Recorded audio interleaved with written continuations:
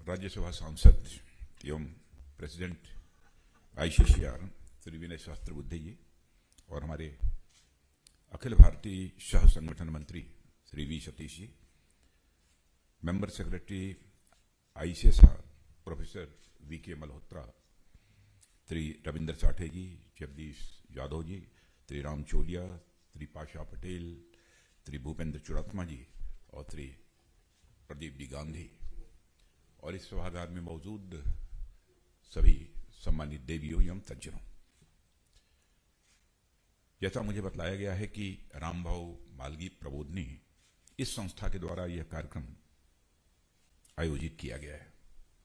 3 दिनों से यह कार्यक्रम चल रहा है। रामभाऊ मालगी प्रबोधनी के बारे में मैं अच्छी तरह जानता हूं और इसके तत्वाधान में कई कार्यक्रमों में मुझे भाग लेने का और उसे संबोधित करने का भी अवसर मिला है। मैं कह सकता हूं लीडरशिप बिल्डिंग, कैपेसिटी बिल्डिंग और नेशन बिल्डिंग में कैसे हमारे देश के नौजवानों का क्या रोल होना चाहिए, इस संबंध में ट्रेनिंग के कार्यक्रम भी इस संस्था के द्वारा चलाए जाते रहे हैं। और भारतीय लोकतांत्रिक परंपरा और प्रक्रिया को समझने और समझाने का काम प्रबोधनी के द्वारा किया जा रहा है। और 3 दिनों से जो यहां पर कार्यक्रम चल रहा है, इस कार्यक्रम की जो थीम जो मुझे बताई गई है वह इस देश की व्यवस्था, संस्था और उसमें एक व्यक्ति की भूमिका कितनी प्रभावी होती है उससे जुड़ी हुई है। Delivering democracy, reviewing 2 decades of Narendra Modi as head of the government, यानी एक तरह से 21वीं सदी में भारत के लोकतंत्र ने कैसी करवट ली है और इस बदलाव में एक व्यक्ति यानी हमारे लोकप्रिय प्रधानमंत्री श्री नरेंद्र भाई मोदी की क्या भूमिका रही है, इस पर चिंतन और मंथन आप लोगों ने किया है। मैं डॉक्टर विनय सहस्त्रबुद्धे जी को सचमुच बधाई देना चाहता हूं कि उन्होंने इस प्रकार का कार्यक्रम रामभाऊ मालगी प्रबोधनी के तत्वाधान में आयोजित किया। यह भी सच्चाई है कि लोकतंत्र में डेलिबरेशन, डिबेट, डिस्कशंस की एक अपनी अहमियत होती है। बिना इसके लोकतंत्र सर्वाइव नहीं कर सकता, यह भी सच है। और एक स्वस्थ और जीवंत लोकतंत्र का परिचायक भी होता है और साथ ही साथ इसको सप्लीमेंट करता है, यानी इसका पूरक भी होता है। दोनों चीजें होती हैं। आप सबको जानकारी है कि बीते 7 अक्टूबर को भारत के यशस्वी प्रधानमंत्री श्री नरेंद्र मोदी जी को सरकार के रूप में, मुखिया के रूप में काम करते हुए 20 वर्षों का समय पूरा हुआ है। 2 डिकेड ये पूरे हुए। और मैं इस मामले में सौभाग्यशाली हूं कि जिस समय उन्होंने पहली बार मुख्यमंत्री पद की शपथ ली थी, मैं उत्तर प्रदेश का मुख्यमंत्री था और मुझे भी उन्होंने आमंत्रित किया था और उस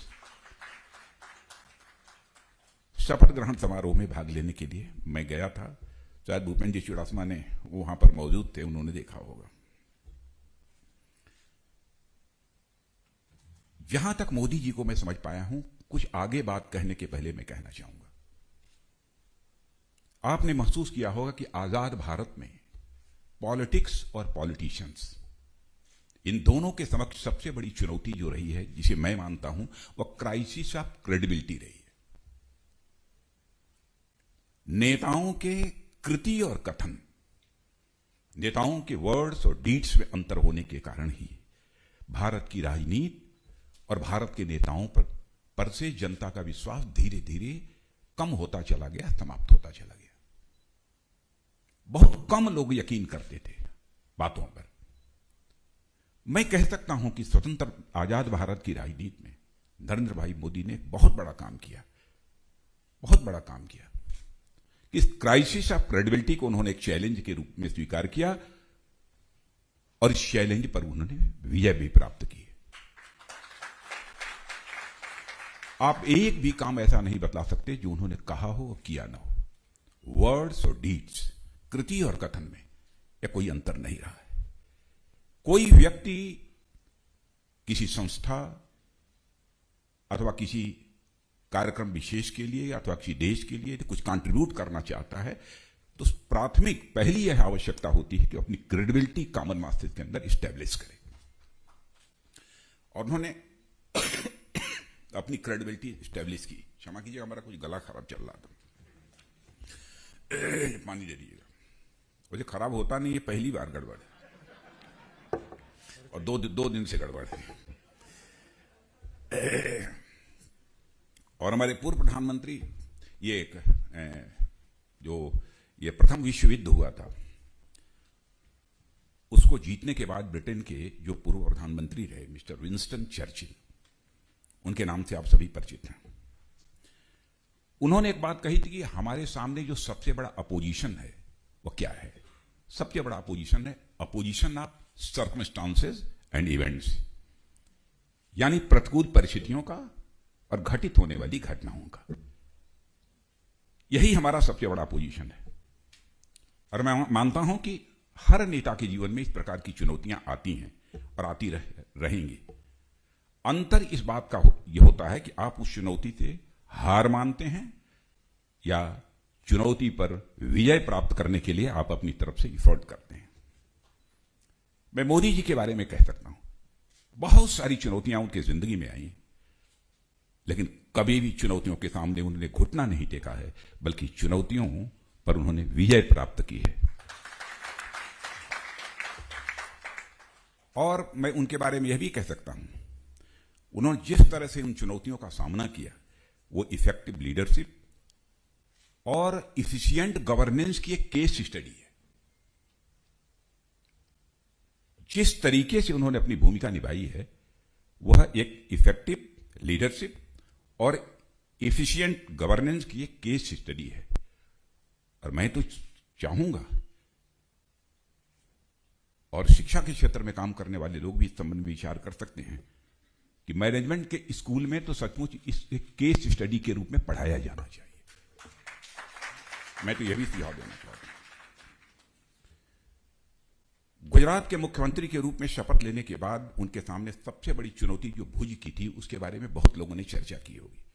इस प्रकार का वहां पर भूकंप आया था, जो तबाही मची थी कच्छ में, उससे आप सभी अच्छी तरह परिचित हैं। 14,000 से अधिक लोगों की जानें भी चली गई थी, लाखों लोग घायल हुए थे, घर बर्बाद हो गए थे।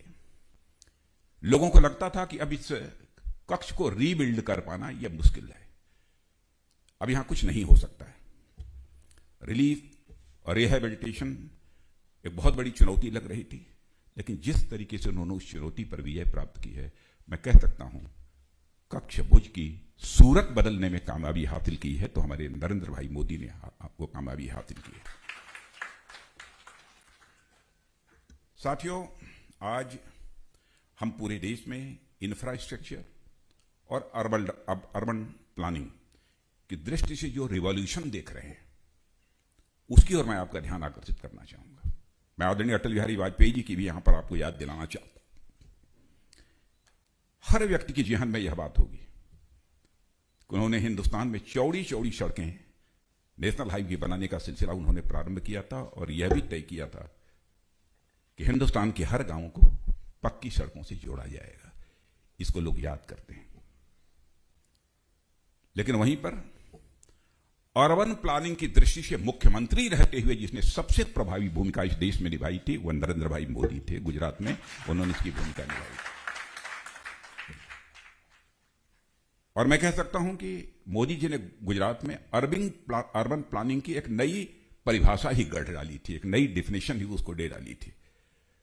और उन्होंने वहां सिर्फ इस दृष्टि से लोकल बॉडीज में अधिकारियों की नियुक्ति ही नहीं की, बल्कि अर्बन प्लानिंग का एक इंटीग्रेटेड जो अप्रोच उन्होंने अडॉप्ट किया, उसका यह परिणाम था कि गुजरात के शहर अपने एक नए स्वरूप में उभर कर आज हमारे सामने हैं। उनको देखने का हमको अवसर मिलता है। मित्रों, वह दौर था जब इसेंशियल कम्युनिटीज के अलावा लगभग हर चीज में उस समय शॉर्टेज थी। फला चीज की कमी है, फला चीज की कमी है, बराबर इसकी चर्चा रहती थी। जगह जगह आंदोलन भी होते थे राजनीतिक पार्टियों के द्वारा। मैं एक जिसकी चर्चा उसमें विशेष रूप से होती थी, मैं याद दिलाना चाहता हूं। अटल जी के समय गैस की किल्लत हुई थी। गैस की किल्लत को जिनको याद होगा, उस समय दूर करने में बड़ी प्रभावी भूमिका निभाई थी। देश में मोबाइल टेलीफोनी और देश की अर्थव्यवस्था को बढ़ाने के साथ साथ अंतर्राष्ट्रीय जगत में भी भारत का मान बढ़ाने का काम भी उस समय बड़े प्रभावी तरीके से आदरणीय अटल बिहारी वाजपेयी ने किया था। लेकिन उधर गुजरात राज्य में मुख्यमंत्री रहते हुए हमारे मोदी जी ने अनेक योजनाएं लॉन्च करते हुए लोगों की समस्याओं का अस्थायी समाधान देने की बराबर उनके द्वारा जो कोशिश की जाती रही, उस समय भी उसकी चर्चा लोगों के बीच होती थी। बहुत सारी योजनाएं मैं याद दिलाना चाहता हूं 2004-2005 की पावर शॉर्टेज, पावर क्राइसिस एक बहुत बड़ी चुनौती थी। मैं भी मुख्यमंत्री था।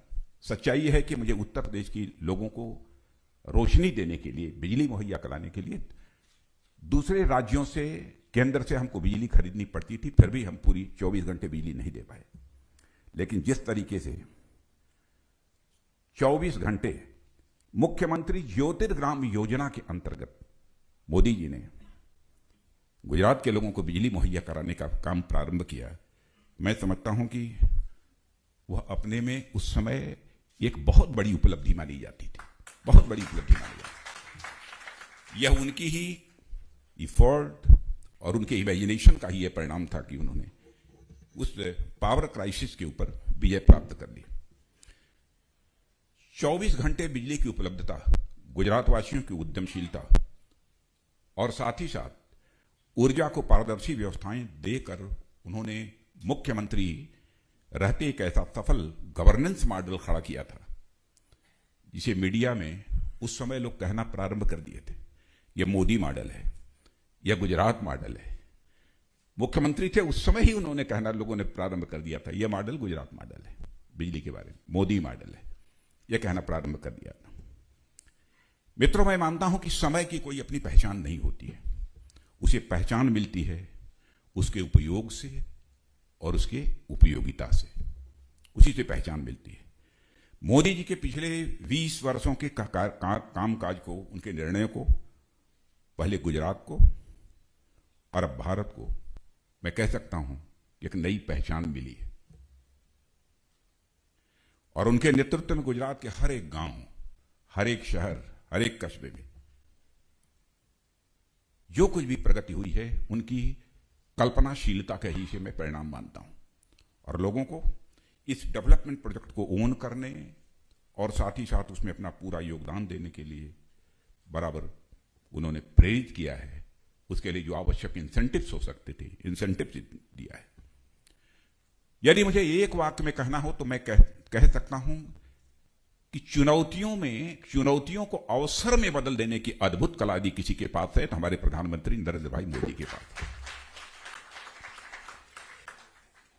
और इसी कला ने गुजरात को एक मॉडल स्टेट के रूप में इसे हिंदुस्तान में लोगों के सामने खड़ा किया। मित्रों, यदि लगातार 20 वर्षों का जो मोदी जी का कार्यकाल रहा है, यदि आप उसका अवलोकन करें तो उनके व्यक्तित्व की एक विशिष्ट छाप मिलेगी। एक ऐसा व्यक्ति जो इंडिविजुअल राइट्स और नेशनल इंटरेस्ट, इंडिविजुअल राइट्स और नेशनल इंटरेस्ट दोनों के बीच एक सामंजस्य बनाने की कला अच्छी तरह जानते हैं। और लंबे समय तक इस देश में व्यापार, उद्योग, व्यवसाय प्रारंभिक दिनों में यह होता था, बड़े बड़े राजनीतिज्ञ इसमें हाथ डालने से बचते थे, कहें कि हमारे दामन के ऊपर दाग लग जाएगा, व्यापारी से दूर रखो, इंडस्ट्री से दूर रखो। लेकिन मोदी जी के साथ ऐसा नहीं हुआ। माना जाता था कि अगर आप बिजनेस और इंडस्ट्री के साथ खड़े हैं तो आपका सोशल कमिटमेंट, इसका मतलब कमजोर है, इसीलिए आप उद्योगपतियों के साथ खड़े हैं, इन सब सारे लोगों के साथ खड़े हैं। उस समय एक धारणा हुआ करती थी। कम से कम मैं कह सकता हूं कि उत्तर भारत में तो यह धारणा थी ही, भले ही वो गुजरात में रही हो न रही हो तो मैं नहीं जानता, अब आप लोग ज्यादा बतला सकते हैं, लेकिन यह धारणा थी। लेकिन मैं कहता हूं इस अवधारणा को भी कड़ी चुनौती गुजरात में किसी ने दी थी तो हमारे नरेंद्र भाई मोदी ने इस अवधारणा को भी कड़ी चुनौती दी और राष्ट्र के निर्माण में उद्योग और उद्यमियों को पहचाना और उनका उन्होंने सम्मान किया, एप्रिशिएट भी किया, उन्हें सपोर्ट भी किया और उन्हें प्रमोट भी किया। जैसा उनका स्वभाव है अपने स्वभाव के अनुरूप ही किया। वाइब्रेंट गुजरात समिट के बारे में सभी लोग अच्छी तरह जानते हैं किस तरीके से दुनिया के दूसरे देशों से भी लोगों को बुलाकर इन्वेस्टमेंट को अट्रैक्ट करना। उस समय तो दूसरे राज्य में हम लोग भी मुख्यमंत्री रहते हुए इसकी कल्पना भी नहीं करते थे। जिस प्रभावी तरीके से उन्होंने किया उसकी जितनी भी सराहना की जाए वो कम है। और इसी कारण गुजरात पूरे भारत में उद्यम और उद्यमशीलता का एक मॉडल आज बन चुका है और अन्य राज्य भी धीरे धीरे उसी गुजरात से उन्होंने प्रेरणा ली है। और मित्रों, मैं कह सकता हूं पिछले 7.5 सालों से राष्ट्रीय स्तर पर भी हम इसी दिशा में अन्य राज्यों को बढ़ते हुए देख सकते हैं और इसी का नतीजा है कि ईज ऑफ डूइंग बिजनेस की रैंकिंग में लगातार भारत इंप्रूवमेंट करता जा रहा है। अभी हमारे मल्होत्रा जी ने चर्चा की, मोदी जी का एक मंत्र है सबका साथ सबका विकास। उन्होंने और भी आगे कहा सबका प्रयास, सबका साथ सबका विकास, सबका विश्वास, सबका प्रयास। मैं कहूं कि यह नारा देकर, वैसे यह नारा सबका साथ सबका विकास यह तो उन्होंने गुजरात के मुख्यमंत्री रहते हुए दिया था। बाद में प्रधानमंत्री बनने के बाद उसमें सबका विश्वास और सबका प्रयास ये उन्होंने जोड़ा। यदि मैं कहूं यह नारा देते हुए गुजरात में हमारे नरेंद्र भाई मोदी ने पंथ निरपेक्षता की एक नई इबारत लिख दी थी।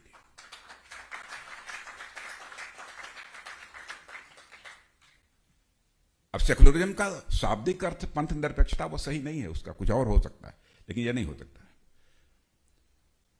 और वह जानते थे कि यदि गुजरात को हम एक कॉम्प्रिहेंसिव डेवलपमेंट, समग्र विकास के रास्ते पर ले जाना चाहते हैं तो जब तक समाज के सभी वर्गों का सहयोग, सभी का सहयोग प्राप्त नहीं होगा तब तक हम इस लक्ष्य को हासिल नहीं कर सकते। और इस सच्चाई को भी समझते थे। जब अच्छी सड़क बनती है तो उसका लाभ सबको मिलता है। और ऐसे ही तार्किक आधार पर विकास कार्य के लिए उन्होंने कभी भी किसी का सहयोग लेने में कभी परहेज नहीं किया, इसीलिए उन्होंने यह स्लोगन दिया था। मित्रों, केंद्र में अटल जी ने भी विकास और सुशासन की दृष्टि से काफी अच्छे काम किए थे, मगर दुर्भाग्यवश 2004 में एनडीए की हार ने उन्हें अपने काम को और मजबूती देने का मौका नहीं मिला था। उसके बाद केंद्र में 10 सालों से जो सरकारें रही हैं, मैं तो यह मानता हूं कि जो अटल जी के समय के भी जो काम थे उनकी गति काफी धीमी पड़ गई थी। क्योंकि आपने देखा होगा नेशनल हाईवेज बनने की रफ्तार जो उस समय थी, बाद में अटल जी के जाने के बाद 10 वर्षों में उसकी रफ्तार कितनी मंद पड़ गई थी, कितनी धीमी पड़ गई थी। गांवों को पक्की सड़कों से जोड़ने की भी रफ्तार जो है उस समय से काफी धीमी पड़ गई थी। और लेकिन मैं कह सकता हूं कि विकास और सुशासन की छवि भारतीय लोकतंत्र में अटल जी ने की सरकार की रही है, इसमें कहीं दो राय नहीं है। परंतु जहां जहां भी भाजपा की राज्य सरकारें उस समय थी, यह बराबर प्रयास रहा कि एक ऐसा मजबूत डिलीवरी मैकेनिज्म बनाया जाए ताकि जनता हमारी प्रतिबद्धताओं और प्राथमिकता को स्पष्ट रूप से देख सके, और इसकी कोशिश भी हुई। गुजरात के अलावा उस समय हमारी मध्य प्रदेश, छत्तीसगढ़ में भी एक ऐसी ही सरकार थी, क्लियर मेजॉरिटी उस समय हमारी सरकारों की थी। और तमाम प्रतिकूलताओं के बावजूद सरकारों ने भी अच्छा काम किया। लेकिन मैं गुजरात के बारे में कह सकता हूं कि सबसे अधिक यदि कोई मॉडल सारे हिंदुस्तान में उस समय लोगों के द्वारा जाना गया, लोगों के द्वारा अधिक परिचित हुआ, वह केवल और केवल गुजरात मॉडल था और कोई दूसरा मॉडल उस समय लोगों में चर्चा का विषय नहीं था। 3 विधानसभा के चुनाव में नरेंद्र भाई मोदी के नेतृत्व में शानदार सफलता हासिल हुई, इससे भी आप सब परिचित हैं। और भाजपा के भीतर धीरे धीरे यह धारणा भारतीय जनता पार्टी के अंदर भी बनती चली गई कि साहब यदि विजय प्राप्त करना चाहते हैं तो गुजरात मॉडल को हमको अडॉप्ट करना पड़ेगा। लोग कहते थे विजय प्राप्त करना चाहते हैं तो उसे ही हमको अडॉप्ट करना पड़ेगा। उस समय केंद्र में कांग्रेस नेतृत्व की यूपीए सरकार थी और क्या क्या चर्चाएं होती थी, मैं किसी पॉलिटिकल पार्टी के बारे में और इंडिविजुअल के बारे में ऐसे बोलता नहीं हूं, लेकिन जरूर उसमें करप्शन की भी चर्चा होती थी और गवर्नेंस को लेकर भी तरह तरह की जो चर्चाएं होती थी। जनता को एक क्रेडिबल अल्टरनेटिव की तलाश थी और बाकी किसी दल में वह सामर्थ्य नहीं था जो कि उस समय कांग्रेस को चुनौती दे सके। देश को एक नया नेतृत्व चाहिए था, और यह भी सच है कि भारत में भाजपा और वामपंथी दलों को छोड़कर बाकी सारे राजनीतिक दल एक फैमिली इंटरप्राइज है। भाजपा और वामपंथी दलों को छोड़कर भाजपा की वाइब्रेंट डेमोक्रेसी में ही यह संभव है कि नेतृत्व के विषय पर चर्चा हो और उसके बाद एक सशक्त विकल्प जनता के सामने रखा जा सके। और यह मेरा सौभाग्य रहा है कि उस समय राष्ट्रीय अध्यक्ष के रूप में मैं ही जिम्मेदारी संभाल रहा था 2013 में। लोगों से विचार करने के बाद, परामर्श करने के बाद मैंने देखा कंसेंसस बन रहा है और एक सशक्त विकल्प के रूप में देश के सामने नरेंद्र भाई मोदी को प्रस्तुत किया गया। उनको जो देश के सामने एक विकल्प के रूप में प्रस्तुत किया गया, उसका कारण था उनकी लोकप्रियता, उनकी नेतृत्व क्षमता, जो गुजरात के मुख्यमंत्री के रहते हुए लोगों ने देखी थी, और उनकी पावर ऑफ इमेजिनेशन,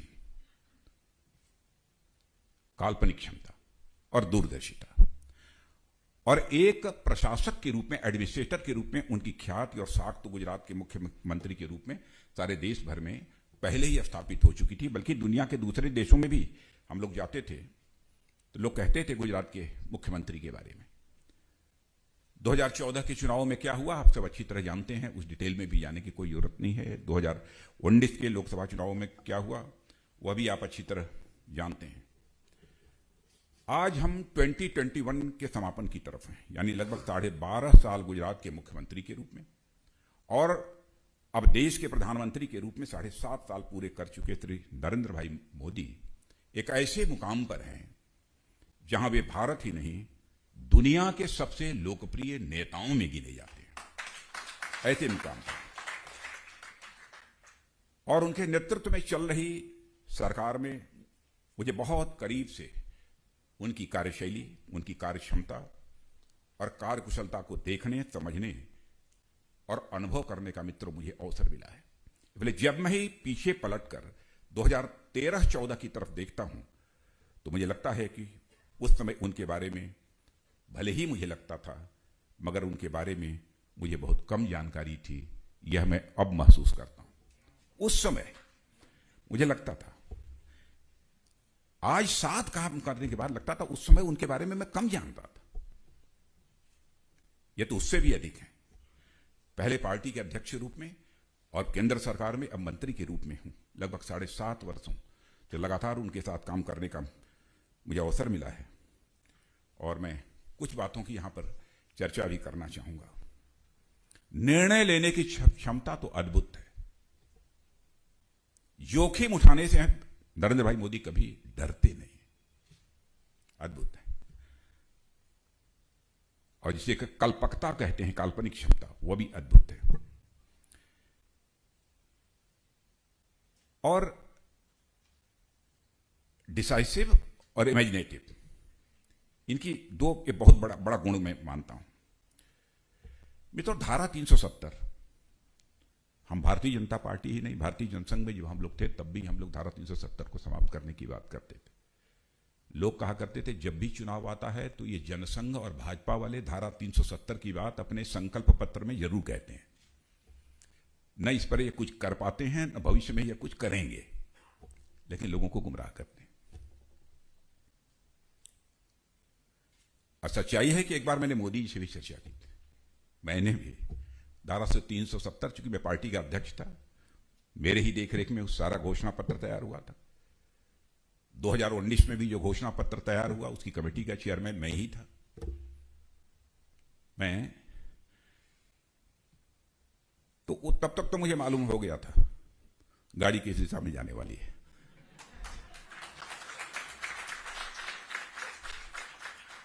लेकिन उस समय मुझे लगता था कि हो पाएगा कि नहीं हो पाएगा, अभी पहली बार सरकार बन रही है, इसी में देना चाहिए कि अगली बार देना चाहिए।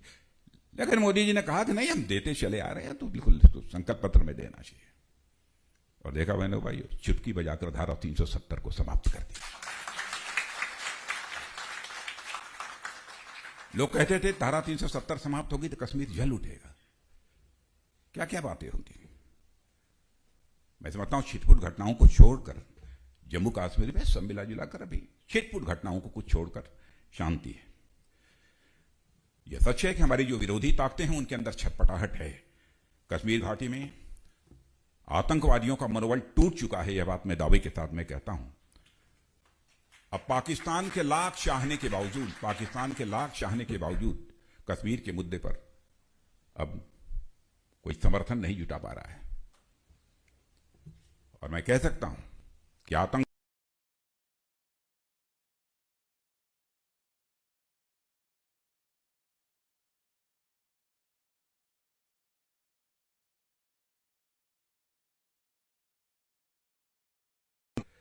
आतंकी घटनाएं होती थीं तो सेफ पैसेज देने की बात होती थी।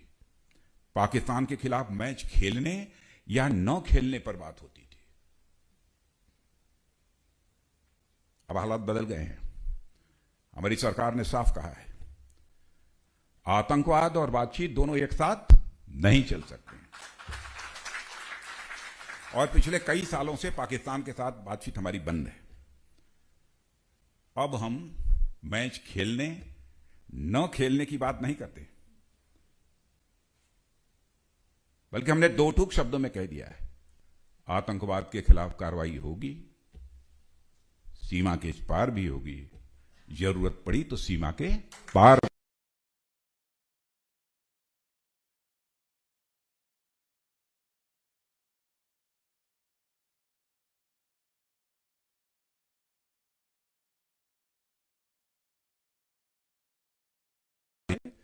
एयर स्ट्राइक की जरूरत हुई, फिर एयर स्ट्राइक। यानी जो हमने सोचा था, जो तय किया था, जो संकल्प लिया था, उसकी सिद्धि कर डाली हम लोगों ने, उसको पूरा किया। ऐसा नहीं कि हम सोचें और उसको हम कर ना पाए। नक्सलवाद, आतंकवाद और नॉर्थ ईस्ट का उग्रवाद, यह सब बहुत सारी चीज हैं। मैं सब मिला जुलाकर मैं कह सकता हूं कि देश की आंतरिक सुरक्षा और बाह्य सुरक्षा में एक पैराडाइम शिफ्ट है। और ये पैराडाइम शिफ्ट जो आंतरिक सुरक्षा और बाह्य सुरक्षा के फ्रंट पर जो आया है, यह संभव ही हो पाया है तो प्रधानमंत्री मोदी जी की फैसला लेने की क्षमता के कारण ही संभव हो पाया। और मित्रों, मैं कह सकता हूं कि राष्ट्रीय सुरक्षा और अंतर्राष्ट्रीय संबंधों में एक पैराडाइम अप्रोच की बात तो जनसंघ के समय से ही चली आ रही थी। और मैं आपको याद दिलाना चाहता हूं, 60 के दशक में जनसंघ में एक प्रस्ताव पारित हुआ था कि भारत को परमाणु परीक्षण करना चाहिए। अब देखिए, 60 के दशक में हम लोगों ने प्रस्ताव पारित किया था जनसंघ के रूप में। वो 63 था, 64 था, पूरी तरह से मुझे याद नहीं है। लेकिन जब आदरणीय अटल बिहारी वाजपेयी प्रधानमंत्री बने तो पोखरण की धरती पर परमाणु परीक्षण हो गया है, काम पूरा। और आज यदि आप पूछेंगे क्या हुआ, तभी कल मैं कुछ कहूंगा नहीं उस पर। अग्नि मिसाइल,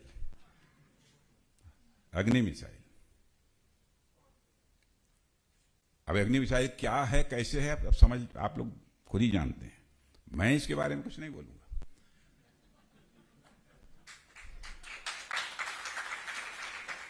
लेकिन मैं मित्रों, यह सब चाहे जो कुछ भी, भारत की जो ताकत बढ़ रही है, किसी के ऊपर आक्रमण करने के लिए नहीं बढ़ रही है, क्योंकि हम एक सिद्धांत को जानते हैं, एक ताकतवर ही ताकतवर का सम्मान करता है, इसलिए हम अपनी ताकत बढ़ाते हैं। क्योंकि भारत के इतिहास के पन्नों को पलटकर यदि आप देखें,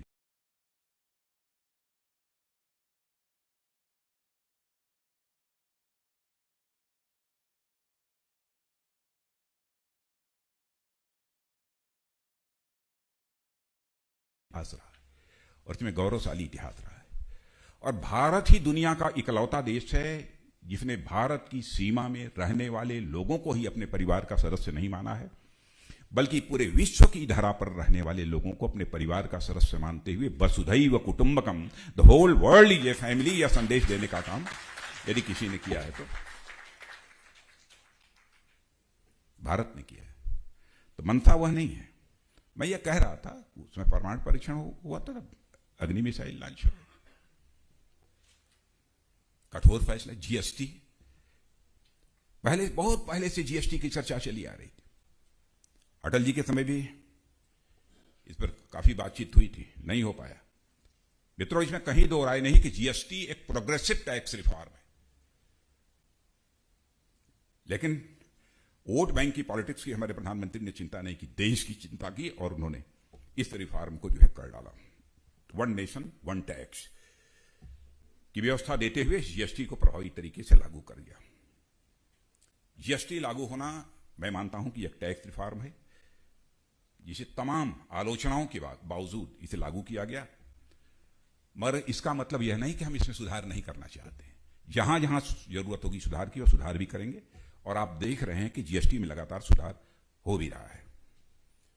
अब यह बात की जा रही है कि डीजल और पेट्रोल को भी जीएसटी के अंदर लाना चाहिए, ताकि पेट्रोल और डीजल की कीमतों को भी रैशनलाइज किया जा सके। मगर राज्यों की जो सहमति बननी चाहिए वो सहमति नहीं बन पा रही है। यही कारण है कि पेट्रोल और डीजल अभी जीएसटी के परिधि से वो बाहर है। आप जानते हैं भारत में कोऑपरेटिव फेडरलिज्म है, संघीय सहकार की व्यवस्था से चलने वाला ये हमारा देश है। इसलिए बिना राज्यों की मदद के, बिना उनकी सहमत के यह फैसला नहीं लिया जा सकता है। साथियों, इन सब सारी चीजों के अतिरिक्त, और कितने मिनट? नहीं, मुझे कहा गया था कि आपको 40-45 मिनट मिनिमम बोलना है, जो मुझे बतलाया गया। नहीं कहेंगे तो मैं बंद कर दूंगा। नहीं, सुन सकते हैं। आपको बहुत बहुत धन्यवाद, लेकिन मैं जानता हूं लंच आवर है और मुझे अच्छी तरह अनुभव है कि ये भूख लगी हो तो भाषण कितना अच्छा लगता है।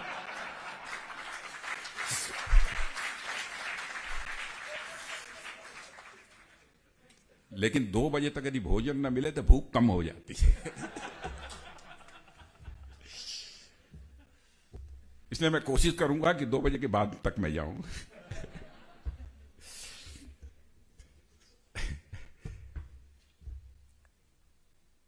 मित्रों, एक बहुत बड़ा और फैसला हमारे मोदी जी ने जो किया था वो प्लानिंग कमीशन, जो कि आउटडेटेड हो चुका था। किसी ने कभी सोचा नहीं कि प्लानिंग कमीशन को कब, अब जो रेलेवेंस था कभी रहा होगा, लेकिन अब प्लानिंग कमीशन को समाप्त करना चाहिए, कोई वैकल्पिक व्यवस्था लेनी चाहिए। तो उसको झटके में समाप्त करके उन्होंने एक नीति आयोग की एक वैकल्पिक व्यवस्था लाई। राज्यों को मजबूत किया जाना चाहिए।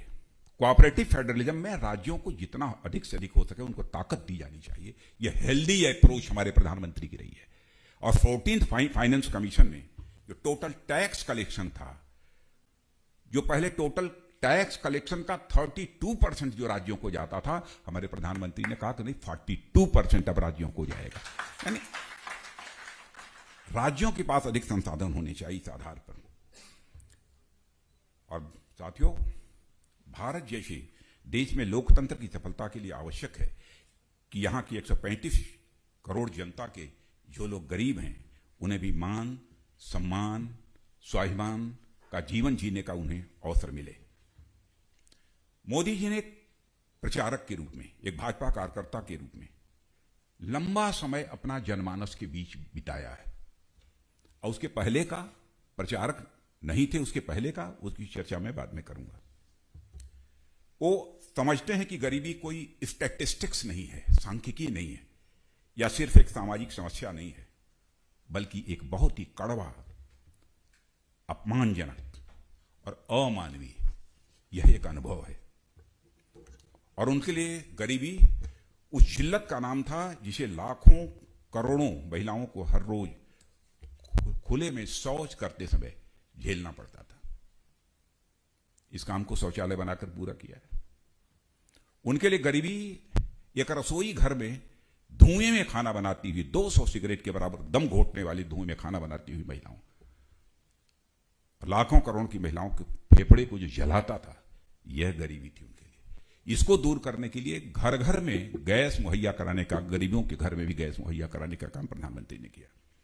उनके लिए गरीबी उस अनिश्चितता का नाम था जिससे लाखों परिवार हर रोज जूझते थे। अनिश्चितता इस बात की कि क्या वो अगले पहर का खाना अपने बच्चों को खिला पाएंगे या नहीं खिला पाएंगे। आज 80 करोड़ परिवारों को, 80 करोड़ लोगों को, हर परिवार में हर व्यक्ति को 5-5 किलो का राशन मुहैया कराया जा रहा है। उनके लिए गरीबी एक साधारण लेकिन पक्की छत का अभाव थी। अब हर गरीब को, किसी के पास कच्चा घर नहीं होना चाहिए, सबके पास एक पक्का घर होना चाहिए। यह अभियान भी तेजी के साथ चल रहा है। उनके लिए गरीबी साफ पीने के पानी की, हर घर नल, हर घर जल और जल से नल, यह भी कार्यक्रम चल रहा है। उनके लिए गरीबी लाखों गांवों और छोटे शहरों में उस अंधकार का नाम थी जो सालों से बिजली न होने के नाते फैला हुआ था।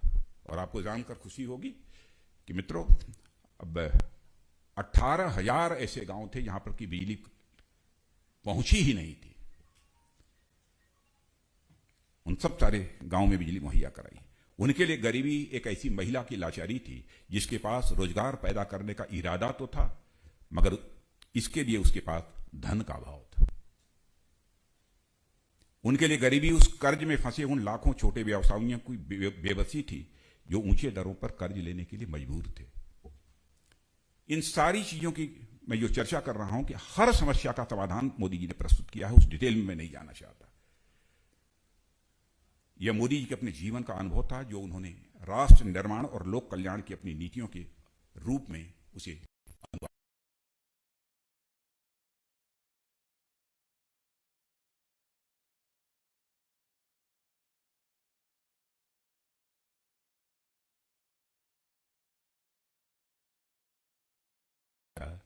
उन्हें पता था सबके लिए अलग अलग सोचना पड़ेगा, इसीलिए सबकी समस्याओं का समाधान देने की बराबर हमारे प्रधानमंत्री ने कोशिश की है। यह हमारे प्रधानमंत्री की एक बहुत बड़ी विशेषता है। कभी कभी 1, 2, 4 कार्यक्रम दे देने के बाद, यदि उसे लागू कर देने के बाद सरकारें यह मान लिया करती थी कि नहीं, देश के लिए, देश की जनता के लिए जो होना चाहिए वो हो गया। लेकिन हमारे प्रधानमंत्री ने इस बात की चिंता की कि समाज के इस वर्ग को इस योजना का लाभ मिला है कि नहीं, कौन अछूता रह गया है, उस दूसरे वर्ग के लिए कौन सी योजना लागू की जानी चाहिए। यह एक व्यापक सोच के आधार पर हमारे प्रधानमंत्री ने काम किया। और मैं मानता हूं कि केंद्र में सरकार बनते ही प्रधानमंत्री मोदी का यह कहना कि हमारी सरकार ये गरीबों को समर्पित है, मैं मौजूद था जिसमें उन्होंने यह बात कही थी। यह जन कल्याणकारी दृष्टि से तो अच्छा है ही, लोकतंत्र को भी इस प्रकार के स्टेटमेंट मैं समझता हूं मजबूती देते हैं। साथियों, आजादी के बाद इस देश का गरीब अपने को छला हुआ महसूस करता था, और वह इस देश में लोकतंत्र के अस्तित्व के लिए भी मैं समझता हूं कि खतरा बन होता है। यदि आम व्यक्ति अपने को छला हुआ महसूस करे तो इससे बड़ा खतरा और कुछ नहीं हो सकता। गरीबी हटाओ के नारे तो दिए गए, लेकिन गरीबी की समस्या का समाधान जिस प्रामाणिक तरीके से होना चाहिए था, उसके लिए जो इफर्ट होने चाहिए थे, वह नहीं हुए। आज देश में गरीबों के बैंकों में उनका खाता है, उनका जीवन बीमा है, गरीब कल्याण की अनेक योजनाएं हैं, मुफ्त गैस कनेक्शन है, गरीबों को बड़े पैमाने पर मकान दिए गए हैं, यह सब सारी सुविधाएं दी गई हैं। 5 लाख रुपये आयुष्मान भारत योजना के अंतर्गत 5 लाख रुपए तक के मुफ्त इलाज की पक्की व्यवस्था भी की गई। लास्ट माइल डिलीवरी की कामयाबी की अक्सर चर्चा की जाती है, डायरेक्ट बेनिफिट ट्रांसफर। और याद दिलाना चाहता हूं कि राजीव गांधी जी ने एक बार अपनी बेबसी में को व्यक्त करते हुए जन सामान्य के सामने कहा था, जनता के सामने कहा था, क्या करें, 100 पैसा नीचे में भेजता हूं, बामुश्किल 15 पैसा लोगों तक पहुंच जाता है। यह हमारे मोदी जी के लिए बेबसी नहीं थी, बल्कि मोदी जी ने इसे चुनौती के रूप में स्वीकार किया और इस चुनौती पर उन्होंने विजय प्राप्त की।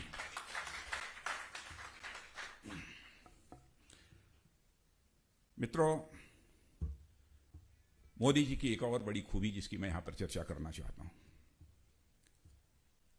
मुद्दे राजनीतिक दृष्टि से चाहे कितने भी बड़े महत्वपूर्ण क्यों ना हो,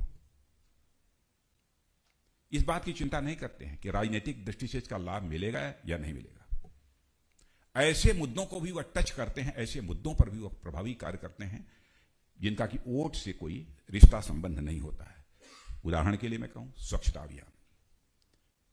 स्वच्छता अभियान से क्या हुआ है, स्वच्छता के मामले में भारत की रेटिंग कितनी इंप्रूव कर गई है, इसकी जानकारी आप सबको होगी।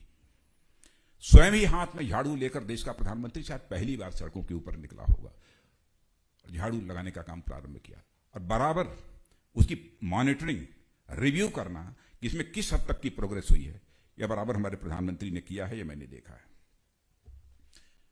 एक महत्वपूर्ण बात योगासन, योगासन को जीवन चर्या का अंग बना देना, यह कोई छोटी बात नहीं थी। कोई यह कह सकता है कि यह कौन सी आइडियोलॉजी के तहत योगासन इसको अनिवार्य कर दिया। मैं जानता हूं उसमें बहुत लोगों ने कहा यह सब कोई मुद्दा है इस देश के लिए। बहनों भाइयों, आज बिल्कुल सीना ठोक कर हम कह सकते हैं कि दुनिया के 192 देशों में आज लोग इस योगासन का अभ्यास कर रहे हैं। ये हमारी कोई छोटी उपलब्धि नहीं, एक छोटी उपलब्धि नहीं है, यह केवल उन्हीं के बस का था। सभी देशों का समर्थन इस योगा के मुद्दे पर हासिल कर पाना यूनाइटेड नेशंस में। मैं कह सकता हूं कि मोदी जी गवर्नेंस की स्पीड और स्किल दोनों को नेक्स्ट लेवल पर लेकर आए हैं। और मुझे याद है कि जब उन्होंने देश में कैशलेस ट्रांजैक्शन को बढ़ाने की बात की थी, लोगों ने कहा था कि वे चल नहीं पाएगा, चल नहीं पाएगा। और आज देश में हर महीने करीब 3.65 बिलियन ट्रांजैक्शन डिजिटल माध्यम से हो रहे हैं। यह करिश्मा। और जब कोरोना संकट आया तो मुझे लगा कि कुछ लोगों के अंदर बिल्कुल वो फूटने लगे थे। अब आलोचना होगी और ये होगा, इतना बड़ा क्राइसिस है, इसको कोई कर नहीं पाएगा, कहां से डॉक्टर इलाज करेंगे, पीपी किट ही नहीं मिलेगा तो इलाज कैसे करेंगे, ऑक्सीजन नहीं मिलेगा, वेंटिलेटर नहीं है। लेकिन मैं कहूंगा कि जिस तरीके से पूरा जैसे लगता था कि 24 घंटे में लगभग 20 घंटे समय कोरोना के चैलेंज पर भी यह प्राप्त करने में उस दौरान जो हमारे प्रधानमंत्री ने गुजारी है, मैंने स्वयं प्रत्यक्ष देखा। यहां वहां देश विदेश जहां भी बात करने की जरूरत थी उन्होंने बराबर बात की है। और मैं कह सकता हूं पीएम केयर फंड से तो पीपी किट और वेंटिलेटर तो पर्याप्त है। ऑक्सीजन प्लांट्स, अब मैं समझता हूं कि फिर से भी कोरोना का संकट तो शायद नहीं आना चाहिए, आएगा भी नहीं। यदि कोई ऐसा संकट आएगा जिसमें ऑक्सीजन की जरूरत होगी तो भारत में अब ऑक्सीजन की कमी नहीं होने पाएगी। बहनों भाइयों, ऑक्सीजन की कमी से कोई दम नहीं तोड़ने पाएगा। यह हमारी कोई छोटी उपलब्धि नहीं है। वैक्सीनेशन के मामले में ज्यादा नहीं कहना चाहता हूं। आप सब जानते हैं कि वैक्सीनेशन के मामले में क्या हालत है। 100 करोड़ से अधिक लोगों को वैक्सीनेशन हो चुका है। पहले लोग कहते थे वैक्सीनेशन कैसे, यहां के साइंटिस्ट, यहां के फार्मासिस्ट ये कैसे तैयार कर लेंगे। लेकिन आपने देखा अब हम भारत में वैक्सीन तैयार करते हैं, दुनिया के दूसरे देशों को हम मुहैया कराने का काम करते हैं। यह है करिश्मा, हमारे देश के वैज्ञानिकों का यह करिश्मा। उनको जिस तरीके से प्रोत्साहन दिया है, जिस तरीके से उनका मनोबल हमारे प्रधानमंत्री ने बढ़ाया है, उसकी जितनी भी प्रशंसा की जाए वो कम है। आत्मनिर्भरता की बात भी बराबर हमारे प्रधानमंत्री ने की है। मैं देश का रक्षा मंत्री हूं, मैं कह सकता हूं मित्रों कि रक्षा के क्षेत्र में भारत ऐसा देश था जो सबसे बड़ा इंपोर्टर दुनिया में था। दुनिया के दूसरे देशों से रक्षा सामग्री यानी हथियार, प्लेटफॉर्म्स, वेपन्स या खरीदने वाला सबसे बड़ा दुनिया के देशों से खरीदने वाला यह भारत था। और आज मैं बतलाना चाहता हूं कि मोदी जी के प्रधानमंत्री बनने के बाद भारत दुनिया के टॉप के 25 एक्सपोर्टर्स में से खड़ा हो गया। अब इंपोर्टर नहीं, टॉप 25 एक्सपोर्टर्स में खड़ा हो गया। अब हमने पिछले 5 वर्षों में करीब 334% डिफेंस एक्सपोर्ट्स में वृद्धि की है। 5 वर्षों के अंदर 334% की डिफेंस एक्सपोर्ट्स में वृद्धि की है। और हम 2024 तक रक्षा मंत्री होने के नाते आपको विश्वास दिलाते हैं।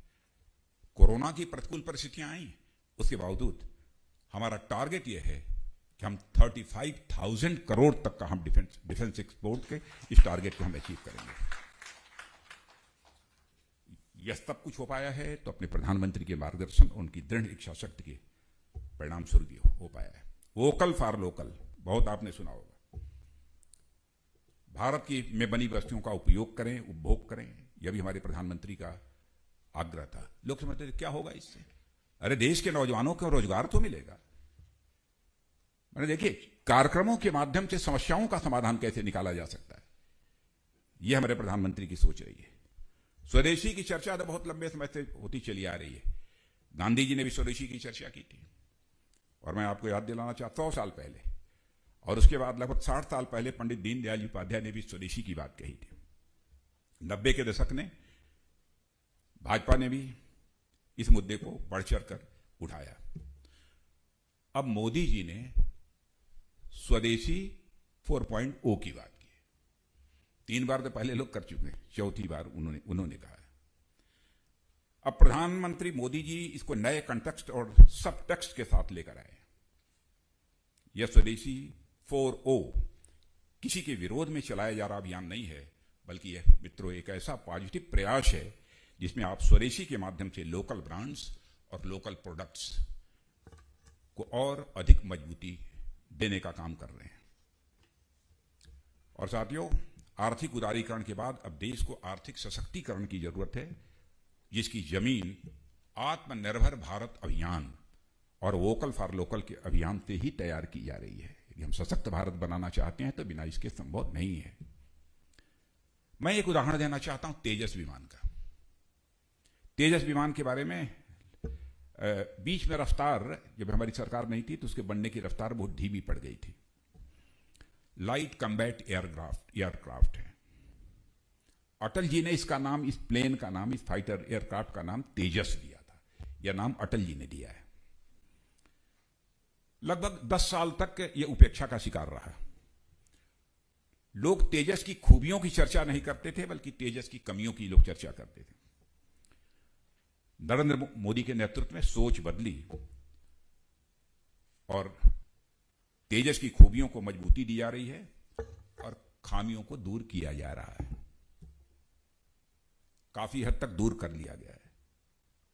और यह बात विश्वास के साथ इसलिए मैं कह रहा हूं कि जब मैंने फैसला किया कि डिफेंस मिनिस्टर के रूप में मैं तेजस पर सवार होकर मैं उड़ान भरूंगा, तो लोगों ने कहा साहब बहुत जोखिम भरा काम है, इंजन भी हो सकता है, ये गड़बड़ है, वो गड़बड़ है, डिफेंस मिनिस्टर इस पर बैठकर चले उचित नहीं है। लेकिन मैंने कहा बहनों भाइयों, ये हमारे देश में यह तैयार किया है लोगों ने, यह हमारा स्वदेशी है, तो मैं निश्चित रूप से इस पर उड़ान भरूंगा। और मैंने उड़ान भरी और मैंने पाया कि यह सचमुच बहुत बढ़िया विमान है। और आपको जानकर खुशी होगी, आज उसी तेजस विमान का 48,000 करोड़ रुपए की लागत से 83 तेजस विमान बनाने का ऑर्डर एचएएल को दे दिया गया है। यह होता है। मैं कह सकता हूं प्रधानमंत्री मोदी जी के बारे में कि अपने नेतृत्व में भारत में भरोसे का निर्माण करने का काम हमारे प्रधानमंत्री मोदी जी ने किया। भारत में भरोसे का निर्माण, भारत में भरोसा करो, भारतवासियों पर भरोसा करो, इस काम को हमारे प्रधानमंत्री ने किया है। एक सच्चे नेतृत्व को इस बात की अच्छी पहचान होती है कि वह किस बात के लिए नेतृत्व कर रहा है। मोदी जी इस बात की समझ अच्छी तरह रखते हैं कि वह क्यों देश का नेतृत्व करना चाहते हैं। इस देश में सरकारें अनेक बार बदली हैं, मगर पहली बार देश की व्यवस्थाओं को बदलने का ईमानदारी से प्रयास यदि किसी प्रधानमंत्री ने किया है तो हमारे प्रधानमंत्री नरेंद्र भाई मोदी ने किया है। कमियां हो सकती हैं हमारे प्रयासों में, इसमें कहीं दो राय नहीं, लेकिन आज जो स्थिति बनी है, मैं दोस्तों मैं कह सकता हूं कि आज भारत को पूरा विश्व एक सेल्फ एश्योर्ड और एक सेल्फ रिलायंट देश के रूप में डेवलप होते हुए देख रहा है। और एक ऐसा राष्ट्र जो सभी को साथ मिलकर चलना चाहता है, लेकिन किसी का सहारा लेकर नहीं चलना चाहता है, एक ऐसा राष्ट्र बनाने का हमारा संकल्प है। एक ऐसा राष्ट्र जो अपने आंतरिक मामलों में किसी के हस्तक्षेप को स्वीकार नहीं करता है, पर उन मुद्दों पर जो हमारे सह अस्तित्व से जुड़े हुए हैं, कोएग्जिस्टेंस से जुड़े हुए हैं, उनमें अपनी भागीदारी सुनिश्चित करने से भी पीछे नहीं हटता है। ऐसा राष्ट्र बनाना चाहते हैं। और आज भारत की पूरे विश्व में बढ़ती हुई भागीदारी ने एक बड़ा परिवर्तन सुनिश्चित किया है। आज भारत इंटरनेशनल सिस्टम में एजेंडा सेटिंग की भूमिका निभा रहा है। यह हम भारतवासियों के लिए सौभाग्य की बात है। और मैं कह सकता हूं, today India has positioned itself on global high table. और साथियों, मैं मानता हूं कि मोदी जी को एक व्यक्ति से अधिक एक सोच, एक विचार के रूप में देखा जाना चाहिए, क्योंकि हर सदी में कुछ ऐसे व्यक्तित्व पैदा होते हैं जो पूरी सामाजिक व्यवस्था को सिर्फ एक सोच और मजबूत इरादे से बदल देने की उनके अंदर ताकत होती है, कुव्वत होती है। ऐसे में उस व्यक्ति से अधिक उस व्यक्ति की सोच, उसकी सोच से निर्देशित होते फैसले उस व्यक्ति को समझने में यह काफी हद तक मदद करते हैं। अगर यदि आपको मोदी जी को समझना है तो उनके फैसलों की एक अनबायास्ड एनालिसिस कीजिए। कुछ फैसलों के बारे में एनालिसिस करके मैंने आपको बताया है। आप पाएंगे कि राजनीति के गणित से बहुत परे कुछ ऐसे फैसले हैं जिनका सिर्फ एक ही उद्देश्य है, राष्ट्र निर्माण और लोक कल्याण। यही जो है फैसले लेने की कसौटी होती है। और एक सच्चे नेतृत्व के रूप में जो कुछ भी हम लोगों ने देखा है, और कोई जो भी आरोप लगाना चाहे वो आरोप लगा सकता है, लेकिन मित्रों मैं विश्वास के साथ कह सकता हूं कि मोदी जी की नीयत और ईमान पर कोई मां का लाल प्रश्न चिन्ह नहीं लगा सकता।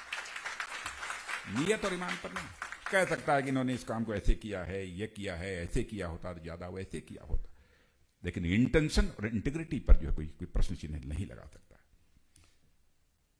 और मैं कह सकता हूं इंटेंशन और इंटीग्रिटी इस कसौटी पर हमारे प्रधानमंत्री 24 कैरेट के सोना है। यह कोई छोटी बात नहीं है कि जिंदगी का इतना लंबा समय राजनीति में निकल जाए, 20 साल तक हेड ऑफ द स्टेट के रूप में काम करते हुए निकल जाए। भारत ही नहीं दुनिया का कोई व्यक्ति उंगली उठाकर नहीं कह सकता है कि कोई भी भ्रष्टाचार का छींटा भी उनके दामन के ऊपर लगा हो। यह कोई छोटी बात नहीं है। और सच्चे नेतृत्व की दोस्तों पहचान यदि बनती है तो उसकी क्रेडिबिलिटी से बनती है, साख से बनती है।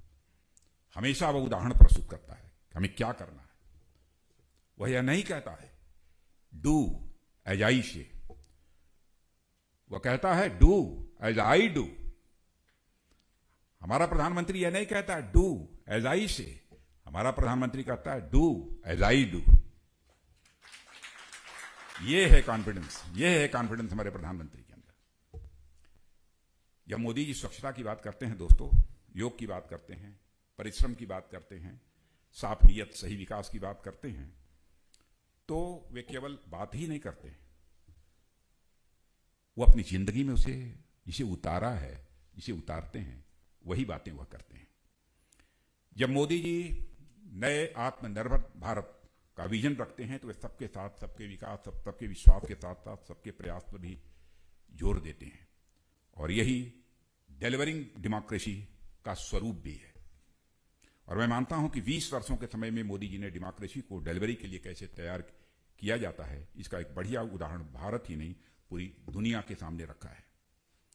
आज भारत एक स्वाभिमानी राष्ट्र में के रूप में पूरी दुनिया में पहचाना जाता है, मगर हमें इतने से ही संतुष्ट नहीं होना है, क्योंकि मैं मानता हूं कि यह तो अभी एक शुरुआत है।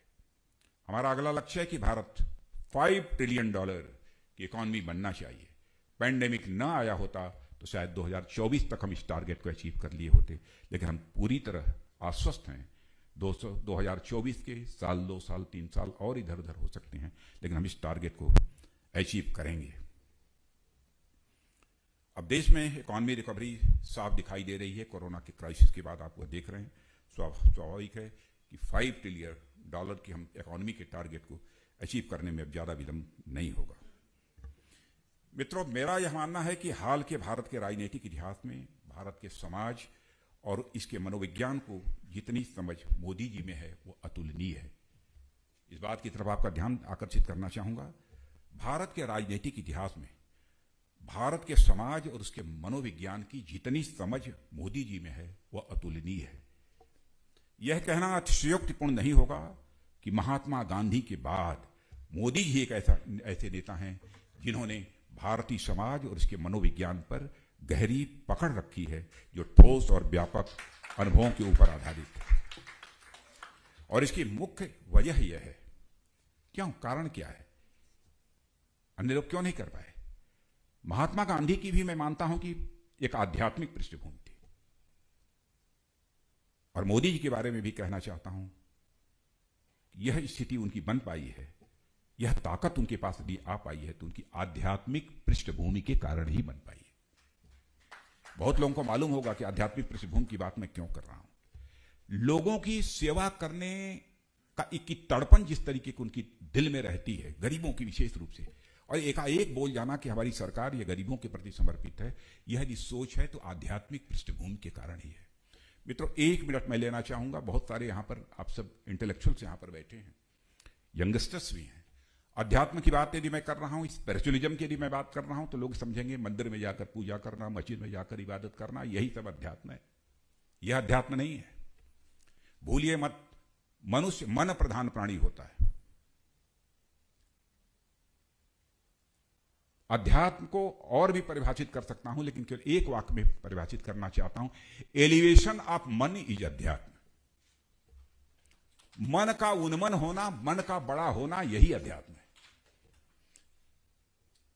जिसका मन बड़ा होगा वही प्रधानमंत्री अपने हाथ में झाड़ू लेकर झाड़ू लगाना शुरू करेगा। जिसका मन बड़ा होगा, जिसका मन बड़ा होगा, वह झाड़ू लगाने वाले किसी मित्र का बैठकर, जमीन पर बैठकर उसका पांव पखारेगा, पांव धोएगा। जिसका मन बड़ा होगा वही करेगा। इसीलिए मैंने कहा कि आध्यात्मिक पृष्ठभूमि, उनकी जीवन यात्रा का आरंभिक चरण आध्यात्मिक यात्रा का है, राजनीति तो उसके बाद की है। यही वजह है कि भारत के समाज और उसके मनोभाव को समझने की उनके अंदर एक अद्भुत क्षमता है। मोदी जी की खासियत है कि सिद्धांतों को अमली जामा पहनाने की क्षमता उनके अंदर अद्भुत है।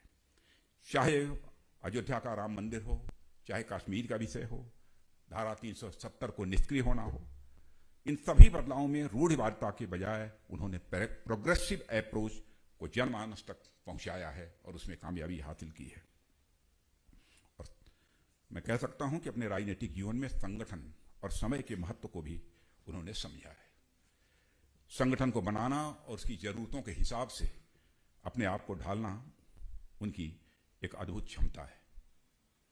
पार्टी ने जहां भी भेजा, मोदी जी ने वहां मजबूत संगठन की रचना की है। टेक्नोलॉजी का भरपूर इस्तेमाल किया है और मैं जानता हूं पहले से कि पार्टी को भी आगे बढ़ाने में टेक्नोलॉजी का उन्होंने भरपूर इस्तेमाल किया। गवर्नेंस और संगठन का अलाइनमेंट भी उन्होंने सरल ढंग से किया। दोनों के बीच तालमेल होना चाहिए। प्रायः देखा जाता है कि गवर्नेंस में पार्टी गौड़ हो जाती है, लेकिन यहीं पर मोदी जी की संगठन क्षमता सामने आ जाती है। वे पार्टी को किसी भी सूरत में गौड़ नहीं होने देते, यह उनकी विशेषता है। मित्रों, आज के अवसर पर जो मैंने सारी बातें आपके सामने साझा की हैं, यह उनके सीएम और पीएम के रूप में जो उनकी उपलब्धियां थी, जो उन्होंने काम किया था, और उनके साथ जो काम करते हुए मैंने जो महसूस किया है, अथवा पार्टी का अध्यक्ष रहते हुए जो मैंने महसूस किया है, वह सब सारी बातें अपने संबोधन में मैंने आप सबके सामने रखी हैं। लेकिन मैं एक सुझाव देना चाहता हूं कि भारतीय जनता पार्टी को मजबूत करने और दुनिया की सबसे बड़ी राजनीतिक पार्टी बनाने में भी एक उनका महत्वपूर्ण योगदान है। उस पर भी एक बार विस्तार से चर्चा होना चाहिए, क्योंकि भारतीय जनता पार्टी हिंदुस्तान की एक अकेली पार्टी है जिस पार्टी की एक अपनी आइडियोलॉजी है, जिस पार्टी की एक अपनी दार्शनिक अवधारणा है। दर्शन का मतलब होता है जो उस दर्शन को अपनाने वाले लोगों को एक दिशा दे, एक दृष्टि दे। इसलिए अगला ही विषय भी होना चाहिए। और मैं कह सकता हूं, अपने राजनीतिक जीवन में, सामाजिक जीवन में, राजनीतिक जीवन में कभी भी जिस पार्टी की जो हमारी आइडियोलॉजी थी, इंटीग्रल ह्यूमनिज्म, जिसको उन्होंने स्वीकार किया, उससे रंच मात्र भी डेविएशन कभी नहीं हुआ है, कभी रंच मात्र विचलन कभी नहीं हुआ है। और ये लंबा विषय है ना, तो आधे घंटे 45 मिनट लगेंगे इस विषय को बतलाने में कि मैं सिद्ध कर सकता हूं कैसे उनका आइडियोलॉजिकल डिविएशन कभी नहीं हुआ है। होता है ना कभी, आइडियोलॉजी तो हमारी पार्टी की है, लेकिन ये मारो इस चीज को, इस रास्ते, ये रास्ता शॉर्टकट मारो, कभी भी नहीं किया। इसलिए मैं कहना चाहूंगा बिना शस्त्र बुद्धि जी आपसे कि अगला जो सब्जेक्ट होना चाहिए उसकी थीम के बारे में मैं एक सुझाव देता हूं और मैं समझता हूं कि आप जरूर इसके संबंध में सोचेंगे। Narendra Modi, delivering ideology, decades of unwavering commitment to BJP, its ideology, its ethics, its ethos.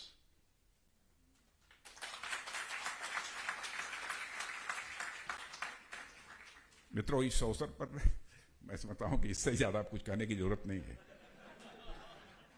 और क्षमा कीजिएगा, मैंने आप लोगों की पीड़ा में समझ रहा था 2:30 बज रहे हैं, और इसीलिए अंत की जो सारी बातें जितनी जल्दी से जल्दी शॉर्टकट में मैं कर सकता था करने की मैंने कोशिश की है, लेकिन मेरा समय ही ऐसे समय रख दिया इन्होंने। इसलिए आप सबको बहुत बहुत धन्यवाद और इन्हीं शब्दों के साथ अपनी बात समाप्त करता हूं।